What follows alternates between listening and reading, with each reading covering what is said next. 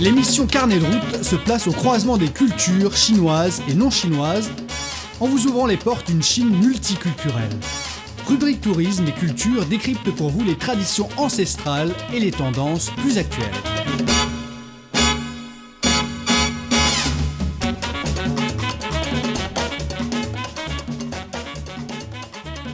Bonjour à tous, bienvenue dans notre émission Carnet de route. Je suis Manon et aujourd'hui, suite à la précédente émission, nous partons toujours pour un voyage dans le temps. Et cette fois, on va à la découverte des plus anciens sites préhistoriques de Chine.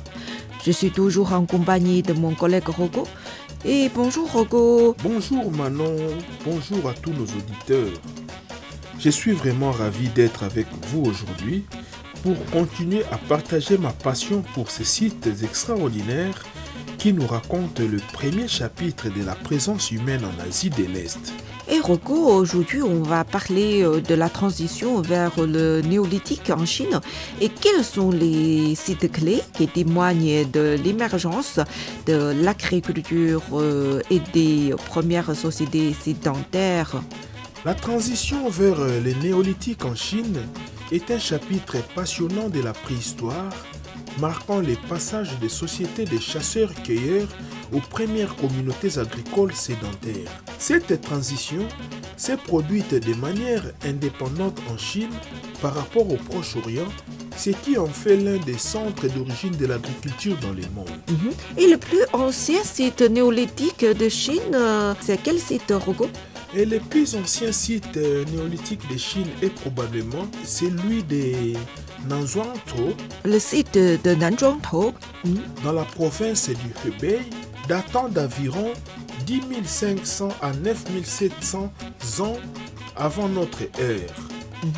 On y a trouvé de meules en pierre, des céramiques primitives et de restes de plantes cultivées, notamment des millets.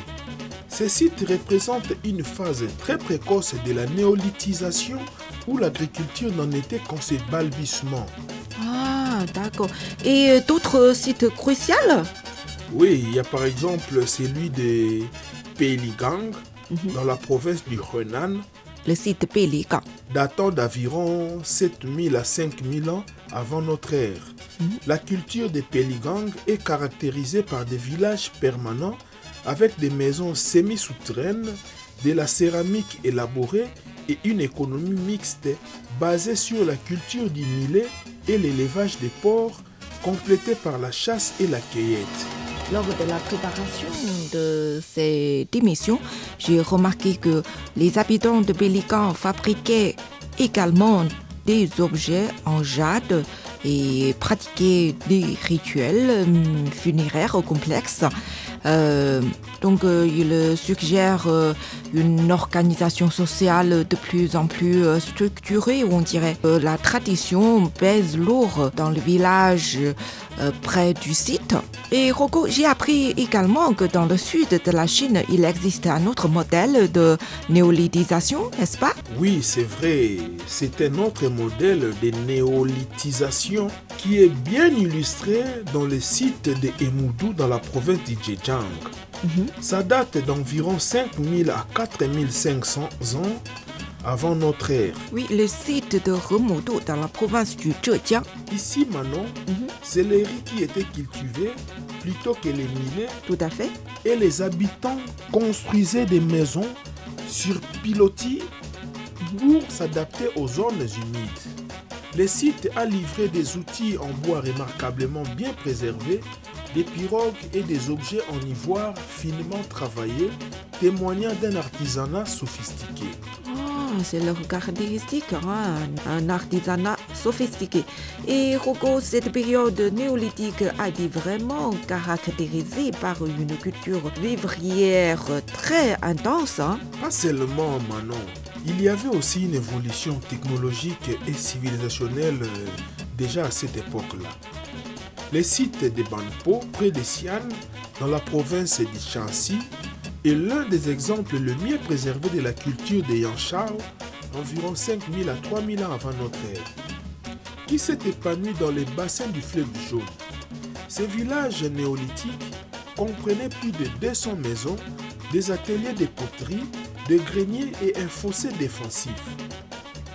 La céramique est peinte de bampo avec ses motifs géométriques et animaliers est particulièrement célèbre et témoigne d'un sens esthétique développé. Cette période néolithique a jeté les bases de la civilisation chinoise telle que nous la connaissons avec l'émergence de l'agriculture, de la hiérarchie sociale, des systèmes de croyances élaborés et des premières formes d'écriture et d'urbanisation. C'est une période de transformation profonde qui mérite autant d'attention que les découvertes plus anciennes du Paléolithique. Donc c'est une période de transformation profonde qui mérite autant d'attention que les découvertes plus anciennes du Paléolithique. Et ces sites que vous mentionnez sont impressionnants, mais je suis curieuse de savoir comment ils sont présentés au public aujourd'hui. Y a-t-il des musées ou des centres d'interprétation qui permettent aux visiteurs de s'imprégner de ce patrimoine, Hugo? Absolument, Manon. La Chine a fait des efforts considérables ces dernières décennies pour mettre en valeur son patrimoine préhistorique à travers des musées modernes et des sites aménagés pour les visiteurs. Ah, d'accord, il y en a. Oui, commençons par Zhoukoudian, le site de l'homme de Pékin, qui est sans doute le plus accessible pour les touristes internationaux. Il dispose d'un musée moderne, le musée du site de l'homme de Pékin, qui présente des répliques de fossiles perdus ainsi que les découvertes plus récentes. Les visiteurs peuvent également explorer la grotte où les fossiles ont été découverts, ainsi qu'un parc thématique qui reconstitue la vie à l'époque paléolithique. Et j'avais visité le site néolithique de Panpo, près de Xi'an, et également remarquablement bien présenté. Le musée du site néolithique de Panpo, ouvert dès 1958, a été l'un des premiers musées de sites archéologiques en Chine. Il comprend une grande structure en forme de dôme qui protège des fouilles originales. Ça permet aux visiteurs de voir les fondations des maisons, les fosses de stockage et les tombes telles qu'elles ont été découvertes. Le musée présente également la célèbre poterie peinte de Yang Shao et des reconstitutions de la vie néolithique. Et Rocco, pour les autres cultures dont vous avez évoqué, Liangzhu, par exemple, un autre site néolithique de la province du Zhejiang, par exemple. Oui, pour la culture de Liangzhou, le musée archéologique de Liangzhou à Hangzhou est un établissement de classe mondiale conçu par l'architecte britannique David Chipperfield. Ouvert en 2008 et agrandi depuis, il présente les extraordinaires objets en jade de Liangzhou, ainsi que des poteries, des outils et des reconstitutions de systèmes hydrauliques sophistiqués.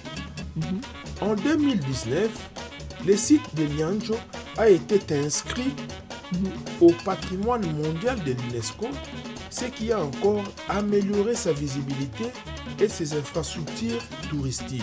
Et par rapport au musée archéologique de Liangzhou, pour les sites plus anciens du Paléolithique, comme Lantian ou Yuanmou, les installations muséales sont généralement plus modestes. Le musée de l'homme de Lantian présente les fossiles découverts localement, tandis que le musée de l'homme de Yuanmou, dans la province du Yunnan, offre des expositions sur les premiers hominidés en Chine.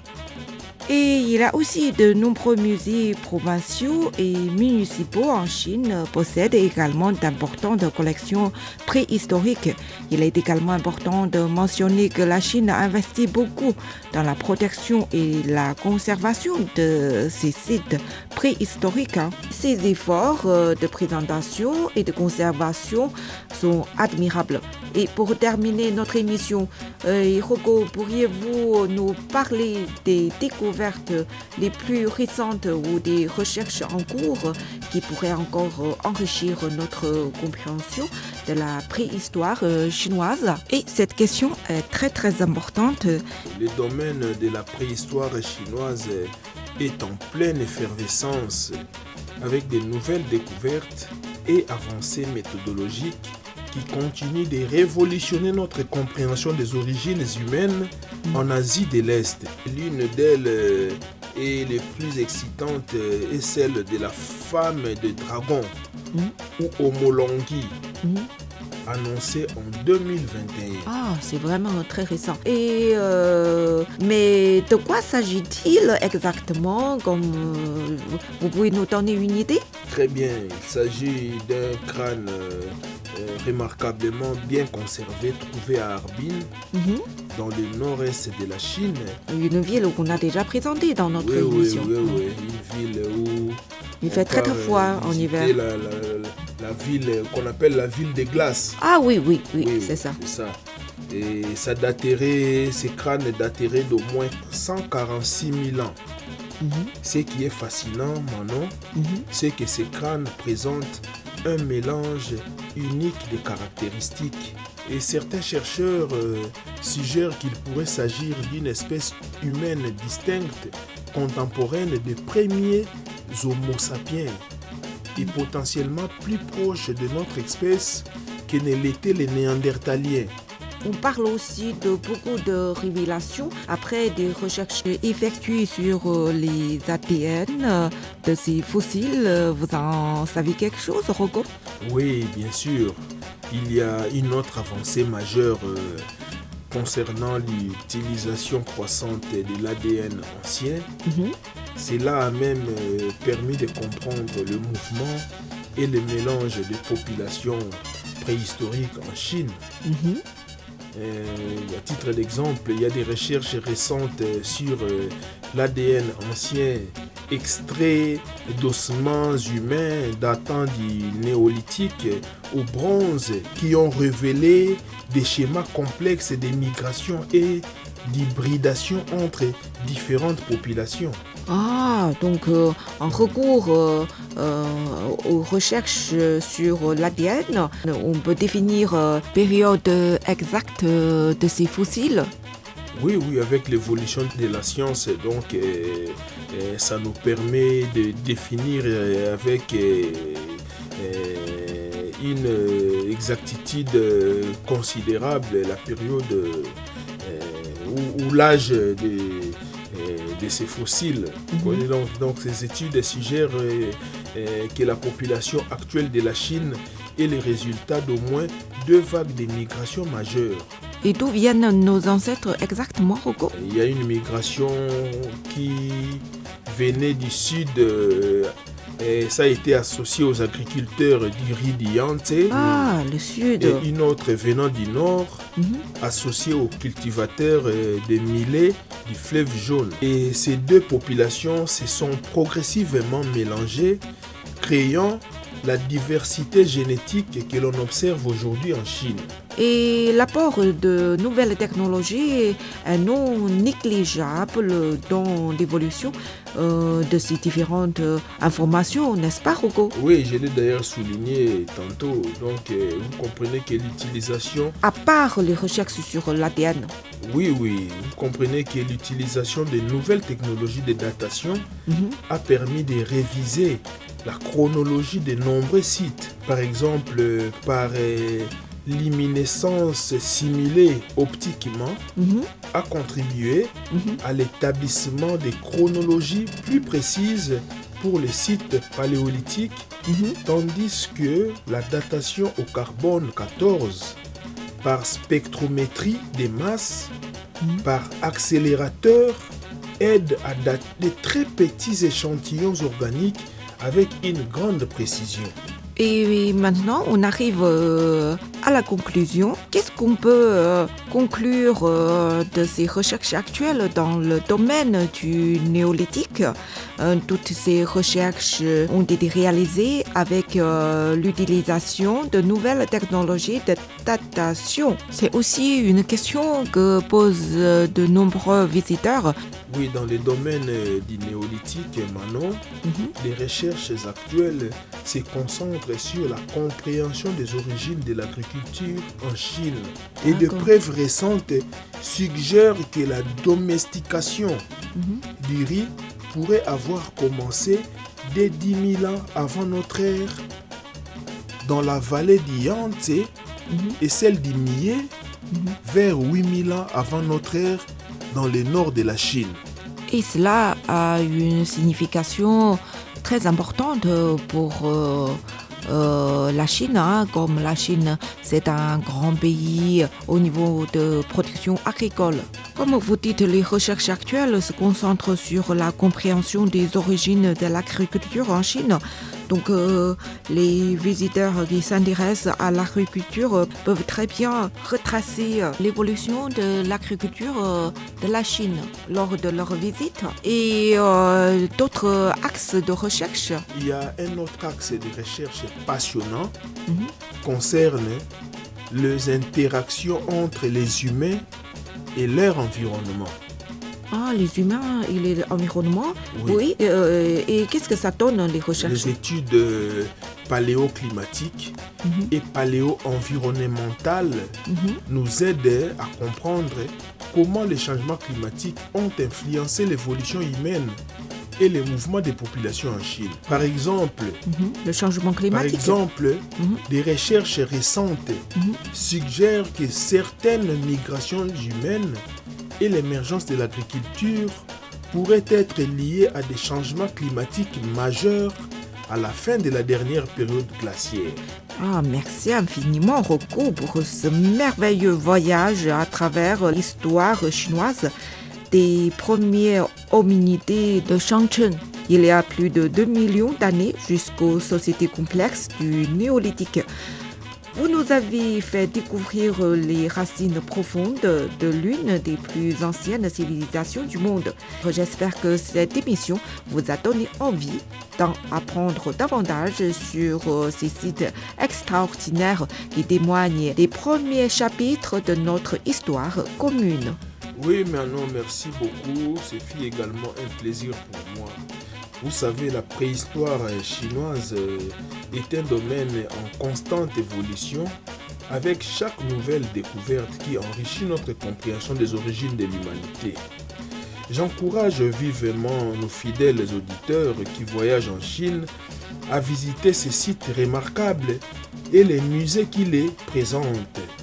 C'est une expérience profondément émouvante de se tenir là où nos lointains ancêtres ont vécu il y a des centaines de milliers, voire des millions d'années, et de contempler les longs chemins que l'humanité a parcourus.